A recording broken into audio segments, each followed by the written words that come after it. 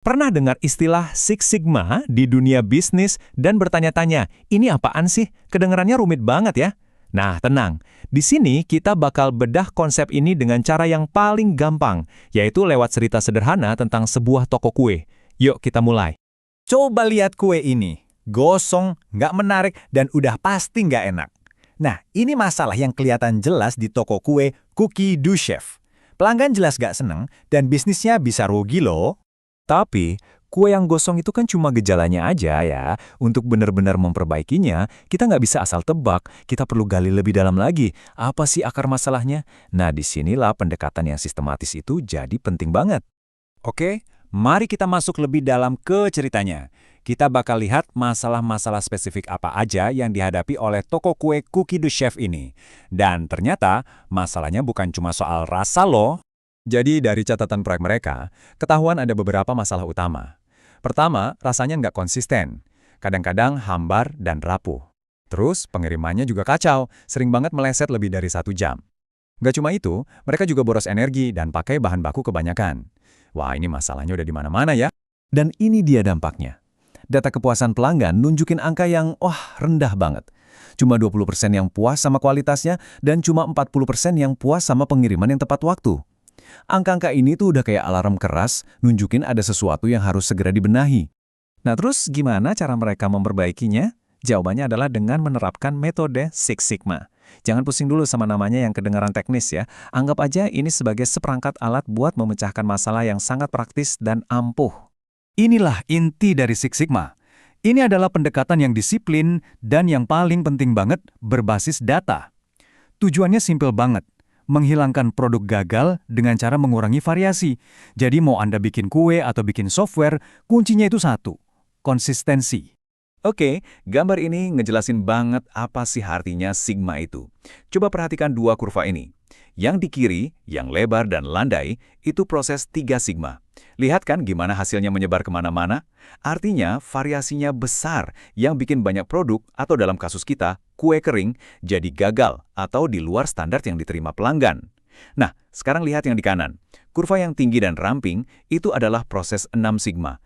Jauh lebih stabil kan? Hampir semua hasilnya sempurna pas di tengah. Tujuannya yaitu bikin proses kita jadi presisi banget. Terus apa artinya mencapai level Six Sigma di dunia nyata? Artinya, proses Anda itu cuma menghasilkan 3,4 produk cacat per 1 juta kesempatan. Coba bayangin, dari 1 juta kue yang Anda panggang, yang gagal cuma sekitar 3 atau 4 biji.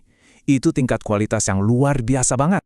Jadi gimana caranya tim di Cookie du Chef bisa mencapai tingkat kualitas setinggi itu? Mereka nggak langsung loncat ke solusi. Mereka mulai dengan fase investigasi buat nemuin akar masalah yang sesungguhnya. Mereka pakai kerangka kerja 5 langkah yang namanya DMAIC. Nah, untuk sekarang kita fokus ke 3 langkah pertama dulu. Define, definisikan masalahnya. Measure, ukur seberapa besar dampaknya. Dan yang paling penting, analyze, analisis datanya buat nemuin apa sih penyebabnya. Kunci dari fase analisis ini ada di persamaan yang kelihatannya simpel ini. Y sama dengan fungsi dari X. Gampangnya, Y itu adalah hasil yang kita mau, dalam kasus ini kue yang lezat, dan X itu adalah semua faktor yang mempengaruhinya. Bahan baku, suhu oven, lama mengaduk, bahkan kelakuan si koki. Tugasnya adalah menemukan X yang mana yang paling krusial. Nah, seperti yang dibilang di kutipan ini, kuncinya adalah menggali data.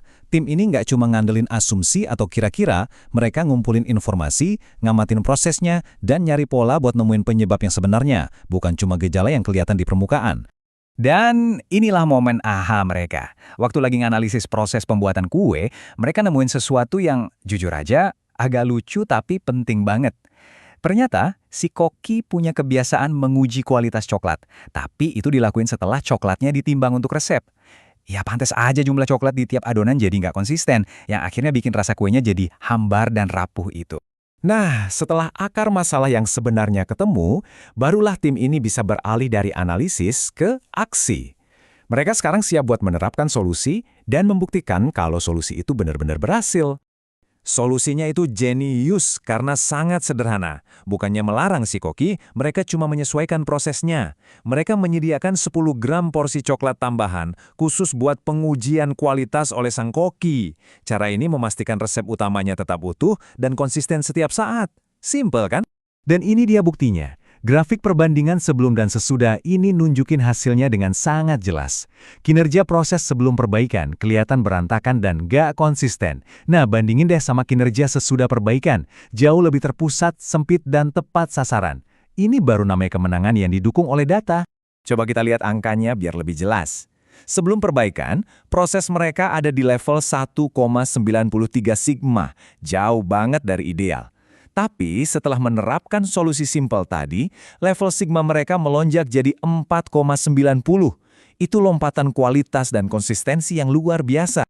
Dan hasil akhirnya, persentase kue yang gagal atau di luar spesifikasi kualitas berkurang jadi 0. Betul, 0%. Masalah kue yang gagal pun terpecahkan. Oke, cerita tentang kue ini emang seru ya. Tapi apa relevansinya buat kita semua? Yuk kita lihat gambaran besarnya dan kenapa pola pikir Six Sigma ini sangat berharga, nggak cuma buat di pabrik kue. Pada dasarnya, ini semua tentang pergeseran cara kita mengambil keputusan. Dari yang tadinya berdasarkan perasaan atau asumsi, jadi berdasarkan data dan bukti. Kenapa? Karena pendekatan berbasis data itu objektif, bisa diverifikasi, dan yang paling penting, bisa menghasilkan kesuksesan yang berulang. Dan ini bukan cuma teori loh, datanya ada. Program Six Sigma yang sukses itu rata-rata menghasilkan 1,6 proyek perbaikan setiap tahun. Bandingkan sama program yang gagal dan akhirnya dihentikan, yang total cuma bisa menyelesaikan 1,2 proyek sepanjang masa aktifnya. Jadi kelihatan jelas ya, komitmen pada data itu menghasilkan produktivitas yang nyata. Jadi saya mau tutup dengan satu pertanyaan buat Anda. Coba pikirkan, entah itu dalam pekerjaan, proyek pribadi, atau bahkan rutinitas harian Anda. Kue gagal atau inefisiensi apa sih yang sebenarnya tersembunyi? Mungkin udah saatnya untuk berhenti menebak-nebak dan mulai mengukur, menganalisis, dan memperbaikinya.